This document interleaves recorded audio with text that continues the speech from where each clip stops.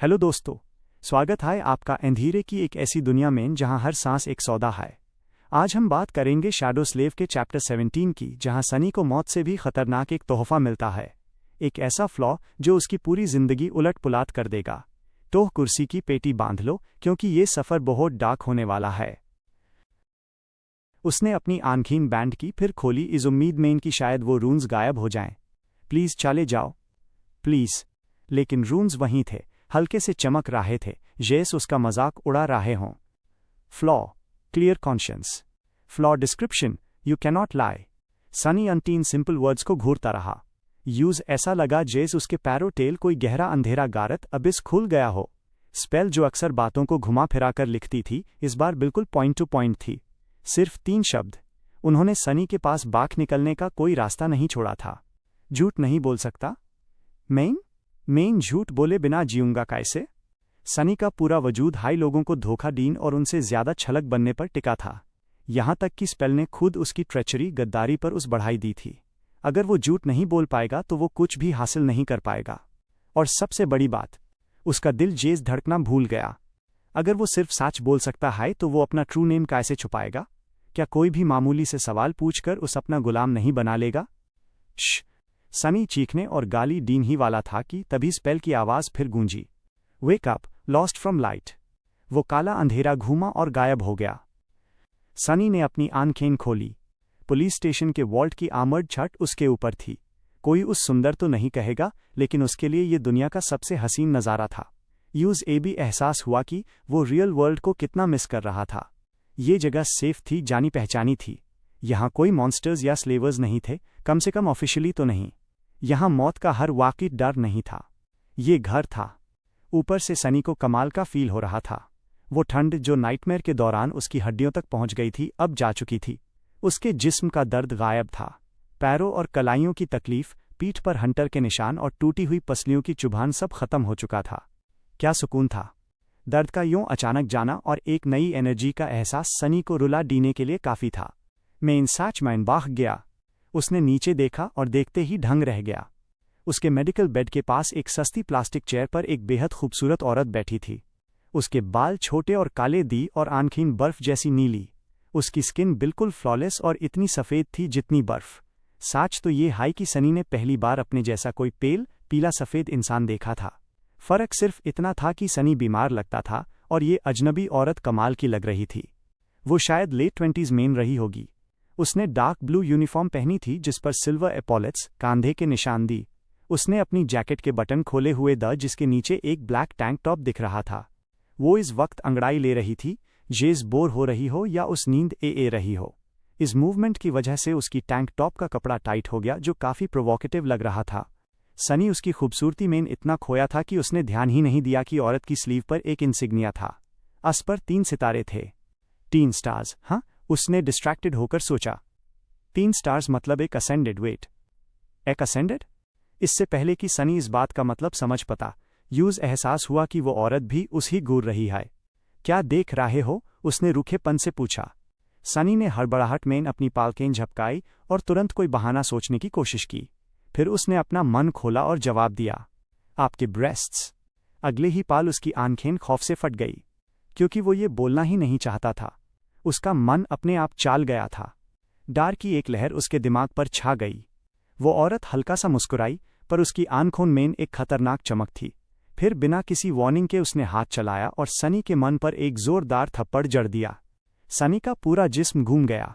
अगर वो बेड से बंधा ना होता तो शायद उड़कर नीचे गिर जाता। एक पाल के लिए तो उस दिन मैन तारे दिख गए, लेकिन ये तो फिर भी सस्ता सौदा था। वो औरत एक असेंडेड थी। वो चाहती तो अपनी उंगली के एक झटके से उसका सर उड़ा सकती थी। सनी ने इतने ताकतवर इंसान से पंगा क्यों लिया? तब तक यूएस औरत ने अपना गला साफ किया और हाथ बांधकर खड़ी हो गई। अब फ्लैट नींद खुली। सनी ने अपने सन पड़े गाल को पकड़ा और डर के मारे सर हिला दिया। गुड। एक एडवाइस देती हूं, जो दिमाग में न आए वही मत बोल दिया करो, खास करके लड़कियों को। पहले कभी किसी लड़की को नहीं देखा क्या? बोलो, थैंक यू, मैं बिल्कुल ध्यान रखूंगा, सनी ने सोचा। लेकिन इसके बजाय उसका मन फिर से अपने आप खुला और वो बोला, देखी तो बहुत हैं, पर आप जैसा कोई नहीं। ये बोलते ही वो पीछे हट गया। उसका चेहरा शर्म से लाल टमाटर हो चुका था। वो औरत उस कुछ देर तक देखती रही और फिर जोर से हैंड्स पड़ी। लगता है तुम ज्यादा अवेकेंड लोगों से नहीं मिले। अवेकेंड स्टैंडर्ड्स के हिसाब से मेन एवरेज से भी नीचे हूं। सनी ने शक भरी नजरों से उस देखा। औरत ने सर हिलाया। जैसे जैसे तुम्हारी सोल कोर डेवलप होती है, बॉडी की सारी कमियां खत्म होने लगती हैं। इसलिए एक बादशाह काल अवेकेंड मिलना मुश्किल है। अगर तुम ज्यादा दिन जिंदा रहे तो शायद तुम भी कोई फ्लावर बॉय बन जाओ। फिर उसने सनी को ऊपर से नीचे तक देखा और कहा, खैर, शायद। जो भी हो, अब जब तुम होश में ए गए हो तो जिंदों की दुनिया में तुम्हारा स्वागत है। कंग्रेचुलेशन स्लीपर सनलेस, तुमने अपना फर्स्ट नाइटमेयर सर्वाइव कर लिया। स्लीपर सनलेस और फ्लैट से लोग यूज इसी नाम से पुकारेंगे कम से कम विंटर सोल्स्टिस तक। उसके बाद या तो वो ड्रीम रेल्म से एक अवेकेंड बनकर लौटेगा या फिर कभी नहीं लौटेगा। उसने सोचा कि नाम के एज एक टाइटल होना कितना अजीब है। पहले तो लॉग यूज लड़के आए तू या ब्रैट कहकर बुलाते दा, पर अब उसके पास एक टाइटल था। असल में सही टर्म ड्रीमर था, पर इंसानों ने नाइटमेयर स्पेल से इन्फेक्टेड लोगों के लिए अपने ही शब्द बना लिए थे। कैरियर्स जो अभी अपना फर्स्ट नाइटमेयर खत्म करके आए हैं, उन्हें स्लीपर्स कहा जाता था, क्योंकि स्पेल के साथ उनका इंटरैक्शन हाई ऐसा था। बेसिकली जब उसकी स्पिरिट स्पेल मेन एंटर करेगी, उसका जिस्म गहरी नींद में सो जाएगा। वो नींद दिनों, हफ्तों या महीनों तक चल सकती है, जब तक वो ड्रीम रेल्म से निकल ना जाए।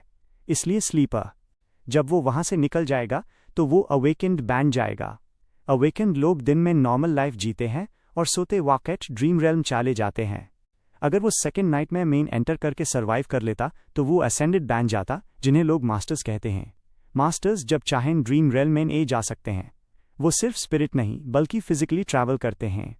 और मास्टर्स के ऊपर होते हैं सेंट्स, वो लोग जिन्होंने थर्ड नाइट में फतह किया हो और ट्रांसेंडेंट कहलाने का हक पाया हो। वो डेमी गोड्स जितने ताकतवर होते हैं और बेहद रेयर भी। खैर, वापस मास्टर्स पर आते हैं। वो सुंदर औरत खड़ी हुई और बेड के पास आई। उसने सनी की बेड से बांधी बेल्स खोलनी शुरू की। मेन असेंडेड जेट हूं। तुम मुझे मास्टर जेट बुला सकते हो। पिछले 3 दिनों से मेन तुम्हारे नाइटमेयर की वजह से ड्यूटी पर थी। सही है। सोने से पहले अस पुलिसमैन ने बताया था कि कोई अवेकेंड आएगा मेरी कंडीशन मॉनिटर करने, ताकि अगर मेन मर गया और कोई नाइटमेयर क्रीचर बाहर निकलने की कोशिश करे तो वो यूज मार सेक। सनी अपना मन नहीं खोलना चाहता था, यूज डर था कि कहीं कोई और सैच ना निकल जाए। पर कुछ सवाल जरूरी था। मास्टर जेट, एक सवाल है। पूछो। एक मास्टर को वॉच ड्यूटी पर क्यों रखा गया है? क्या ये आपके लेवल से छोटा काम नहीं है? जेट ने यूज एक ठंडी नजर से देखा। तुम जितने दिखते हो उससे ज्यादा दिमाग वाले हो। हाल ही में इस सेक्टर में बहुत सारे गेट्स खुले हैं। लोकल अवेकेंड या तो जख्मी हैं या सफाई में बिजी हैं या फिर मर चुके हैं। विंटर सोल्स्टिस के पास हमेशा ऐसा ही होता है। उसने आखिरी बेल्ट खोली और पीछे हट गई। प्लस मियर जेस बहुत कम अवेकेंड हैं जो डायरेक्टली गवर्नमेंट के लिए काम करते हैं। ये सबसे कम पेज वाला और बोरिंग काम है। क्या तुम दौलत और शोहरत छोड़कर सिर्फ लोगों की मदद के लिए अपनी जान जोखिम में डालोगे? सनी कुछ तारीफ भरा बोलना चाहता था, पर इसके बजाय उसने मास्टर जेट की आंखों में देखा और मुस्कुराकर बोला, बिल्कुल नहीं। मेन कोई बेवकूफ थोड़ी हूं। लानत है इस फ्लॉ पर। लानत। जेट ने बिना किसी इमोशन के उस देखा।